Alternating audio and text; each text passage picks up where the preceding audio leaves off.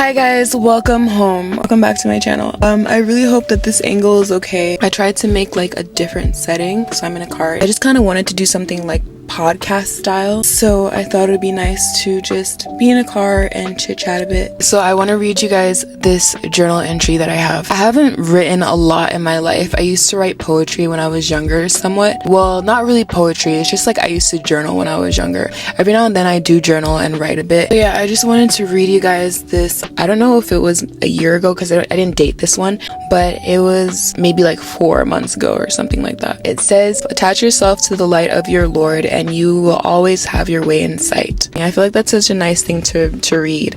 A topic that I find super interesting is something I've been seeing a lot on YouTube recently, and it's the topic of friendships. Not just having friends, but also like people losing friends, people going through kind of their friendships almost dying out, which is kind of sad, but like there are a lot of different things that people are going through with their friendships.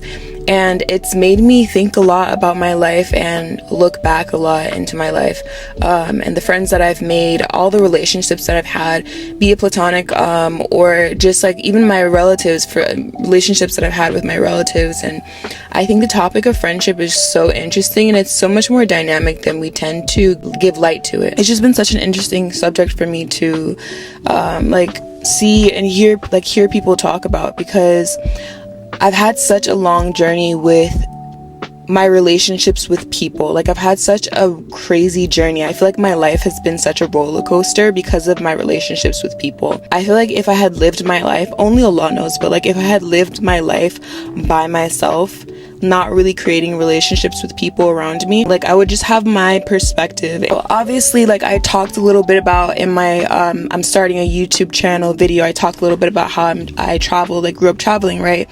And because of this experience, literally when I was 5 years old, my family got up, left New York, and we went to Indonesia. And my mom had just got married, right? Well, remarried. So we went to Indonesia, and that was the first place I left and traveled to. That started the journey of me, you know, moving from place to place to place. When you're that age and you're socializing so much, think about it. If you're not leaving your home, a lot of parents have their kids, they stay home. The kids only end up really socializing like that to a grander extent when they go to school, right? They're not doing that. They're not socializing, you know, meeting people, going on planes, being in workplaces. Like, sorry if I'm checking the camera so much. It's just like I have to make sure, like I'm doing it all by myself, so I have to make sure like everything looks good. So I do have to put it on YouTube and everything. So I'm gonna look back between you and also the screen. But because I was moving around so much, I developed relationships with a lot of different people and was around a lot of different people very often. And so I socialized a lot from a young age. It wasn't until recently that I've been home and really reevaluating my life and deciding what I want for myself very specifically and very intentionally, and thinking, okay, who do I want around me? What do I want around me? Looking at my environment, and specifically the people in my environment, and making judgment calls. What's affecting me in my life and my circle and all those kind of things. I was around extended family, we'll just say that. I was around a lot of extended family. I was around my parents' students, for example. I was around friends of the family. I was around people who were helping with our house, whether it be like the maids or the housekeepers or whatever it was. So I felt like I was around a lot of people when I was younger. And I was very adventurous. I remember being very curious, right? I feel like it looks like there's something wrong with my eye. Probably the filter. Just around people all the time, kind of 24/7. And it just got more and more from there. I remember I went to, and I was very curious. I loved to have fun. I remember like I was so curious when I was younger. I loved socializing a lot. I loved being around people and learning from them. And like I wasn't a timid kid at all. I had so much fun. I remember moving to Malaysia shortly after we were in Indonesia. I was with my family still, moving to Malaysia around like when I was 7 years old. And my mom got a job at the British Council. So if you don't know, like back then the British Council was like, it was really big, and there was a library downstairs. It was like 3 stories or 2-story, this big building, and you had everyone. You had Malays, Indians, Arabs, you had Persians, you had all different types of people who used to go to the British Council to learn English. You had a lot of West Africans. Yeah, you had so many different types of people there, and everyone was just, it was almost like an airport. It was like an airport, but people were coming to learn English, and it was a great environment. It was truly diverse, and you had a lot of respect as well. People were very respectful there, and it wasn't just outwardly respectful. People were genuinely curious and ready to learn from one another, and so it was a great environment to be social, right?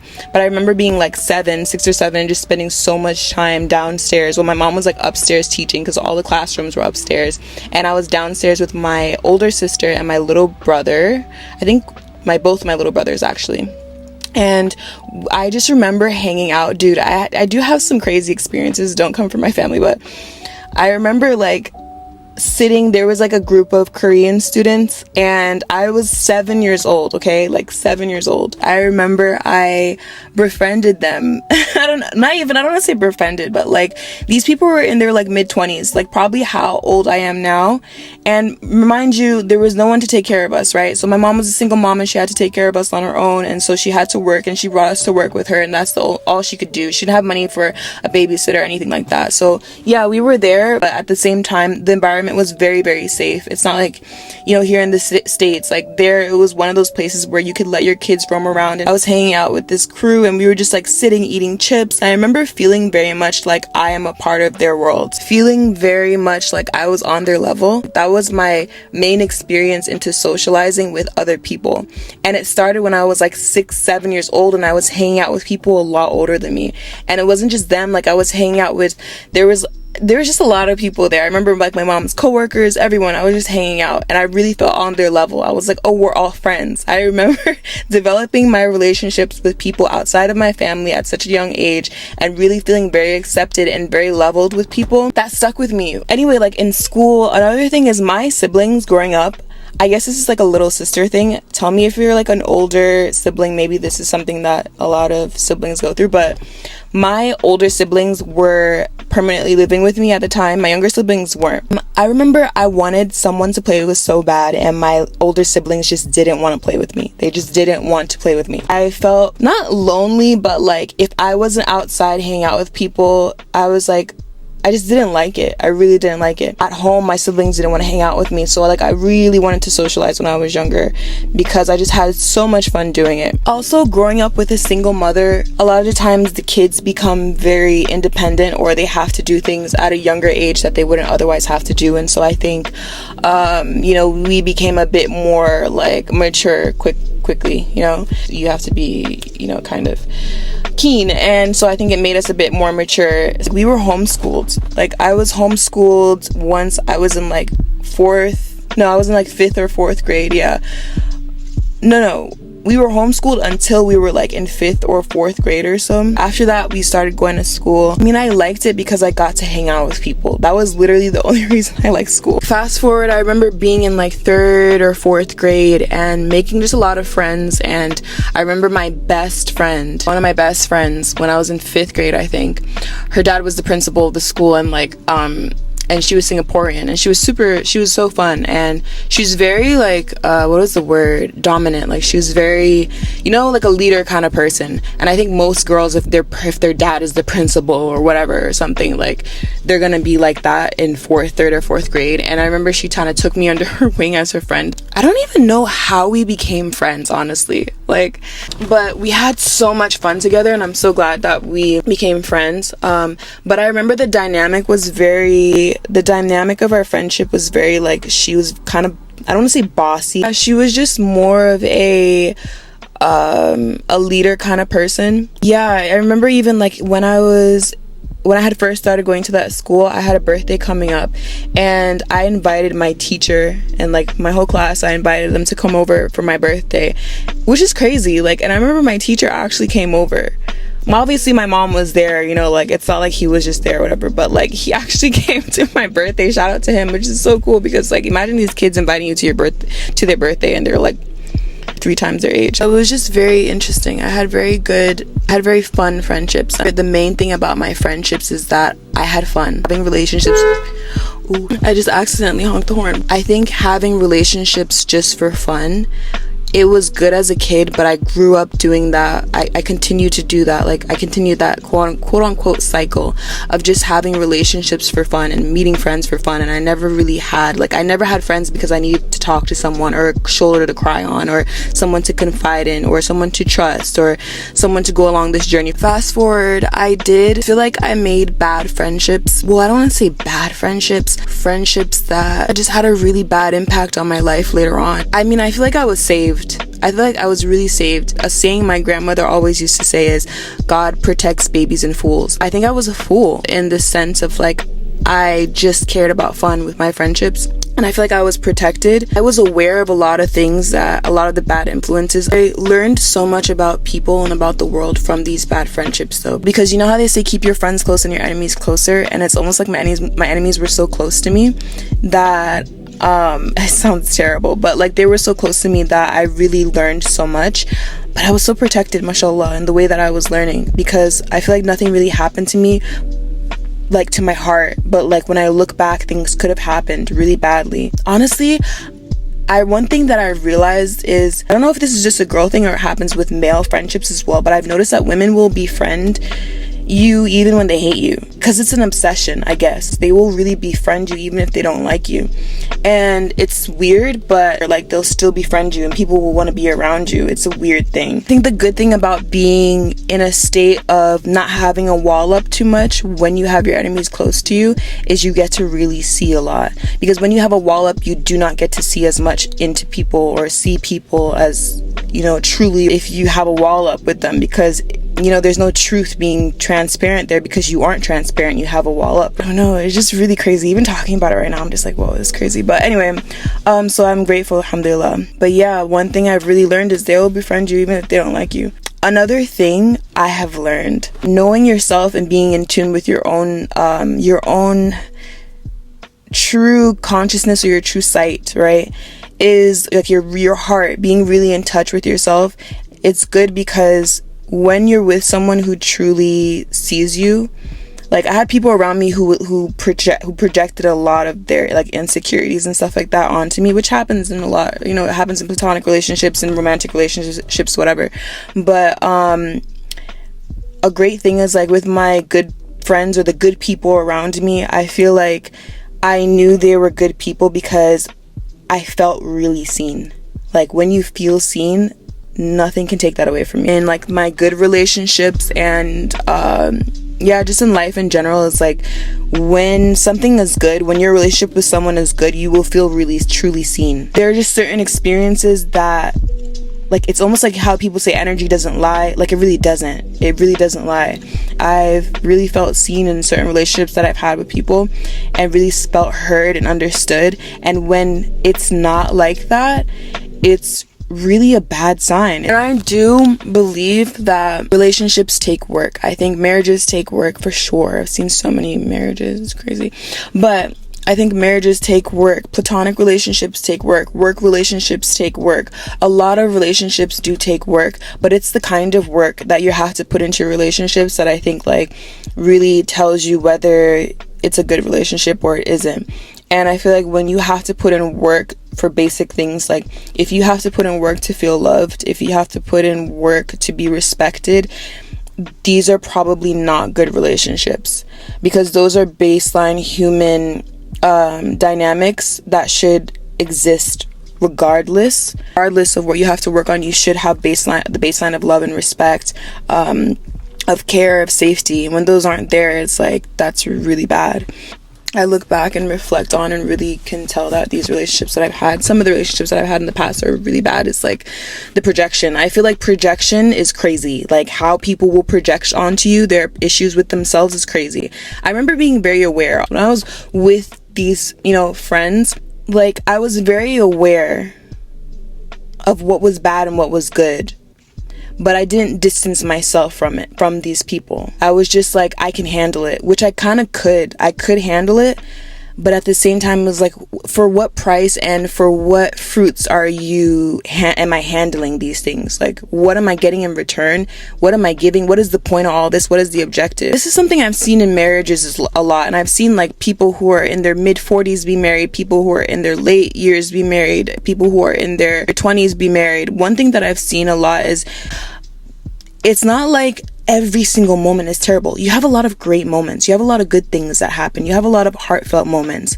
It's not like it's completely bad. And I think this is something that really gets people to stay in bad relationships in general, platonic or romantic, is that because there's some good in it, we tend to hold on. They'll be like a whole sea of bad, but if there's one inkling of good in it, but yeah, if there's just like one inkling of good in the relationship, people do tend to stay and be happy with that, you know, little bit of good. I think a lot of people do it. We tend to like stay in relationships that aren't really good for us, just because there's a little bit of good in it. Like, I remember even one thing that would happen in some of like the bad relationships I've had is, if I ever like thought something bad of myself, I remember the person or the people around me who were not really for me, right, they would almost like validate me in feeling bad about the things that I felt bad about myself, if that makes sense. Like, they would be like, oh, for example, maybe if I don't like how my shirt looks, right, I don't like how yellow it is, like, I would say like, oh, I don't like how yellow my shirt is. They'd be like, yeah, it's not really nice. Masalan, like, I'm just saying that for example, if there's something bad I believe about myself, they want me to believe that, and they'll like push that. But if I remember, like, if anything good happened to me, or if I felt anything good, or like, I remember they were just like, they didn't like goodness. If you say, oh, I got a new car, I got a new job, or I got this, or, you know, you should be able to share that when they should be happy for you. It's like, people should be happy for you. I feel like the bar can be very low for our relationships, for our friendships. I should have put it here the whole time. It was just like a small stint in my life that I didn't have like the best friends around me. Yeah, like I had like a ton of fun and a ton of crazy experiences. Like I said, it wasn't all bad, but I think recognizing the things that are not so good in people taught me a lot in life, and I'm really grateful for that. And I have way better friendships and relationships now. Anyway, thank you guys so much for sitting and chit-chatting with me. If anybody watches this, please definitely comment and let me know what your relationships like have been like and what you've learned. I feel like it would be a nice little educational moment to have here.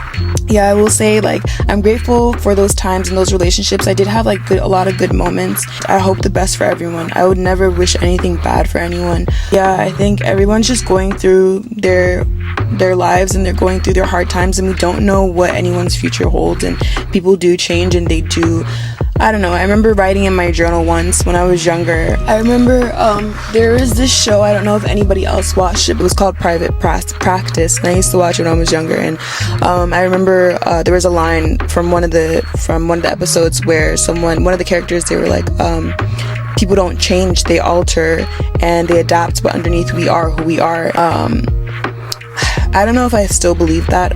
I kind of do believe that, kind of.